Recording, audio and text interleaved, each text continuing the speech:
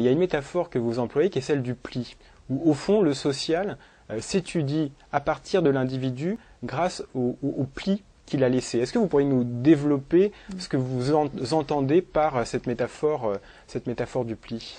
Si vous voulez, c'est une image qui m'est venue assez rapidement à l'esprit parce que j'avais l'impression que les sociologues classiquement étudiaient le social à l'état déplié, c'est-à-dire par exemple une culture de groupe, une culture d'institution. On va travailler sur, par exemple, telle ou telle institution religieuse et la socialisation catholique, protestante, etc. On va travailler sur les effets de la socialisation par le milieu familial, par la classe sociale. On va étudier la socialisation politique. Bon. Et à chaque fois, on prend des univers, des domaines de pratique ou des institutions, des groupes parfois, et on travaille sur ces ensembles collectifs. Voilà. Le problème, c'est que les individus, ils traversent toutes ces institutions et ces groupes.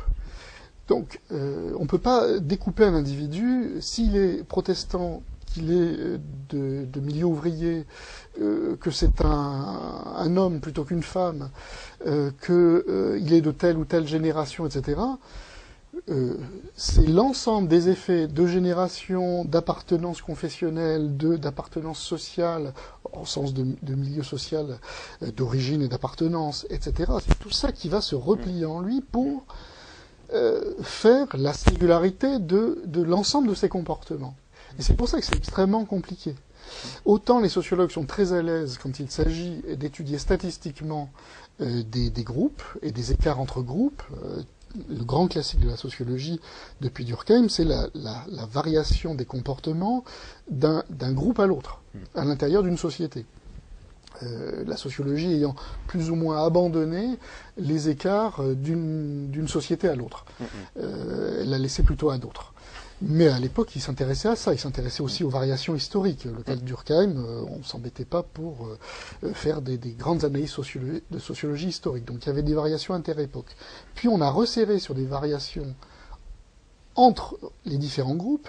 Et puis on s'est un peu arrêté là. Et la sociologie a un peu complexifié ça en étudiant des différences à l'intérieur des groupes.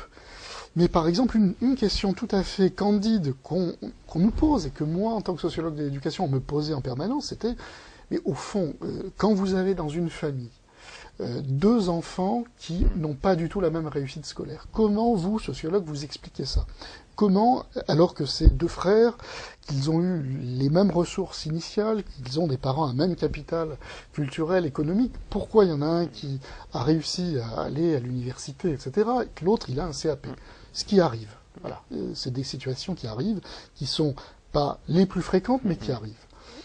Si on veut arriver à répondre à ça, en sociologue, on est obligé de se poser des questions un peu différentes et de rentrer justement dans ces socialisations complexes des individus et comprendre qu'effectivement, à l'intérieur d'une même famille, il peut y avoir des variations interindividuelles et que le même individu lui-même est très complexe parce qu'il peut avoir intériorisé différents types d'expériences et les déplier après de manière très différente, les distribuer, ces expériences, dans des contextes différents, voire à des moments différents de son parcours. Si on accepte de rentrer dans cette complexité-là, je pense qu'il y a on gagne en compréhension de nombreux phénomènes, que ce soit de l'échec scolaire, des rapports à la culture, etc. Mais c'est vrai que ça peut, au départ, effrayer les sociologues. Voilà, parce qu'on sort un petit peu des habitudes consacrées en sociologie. Ouais.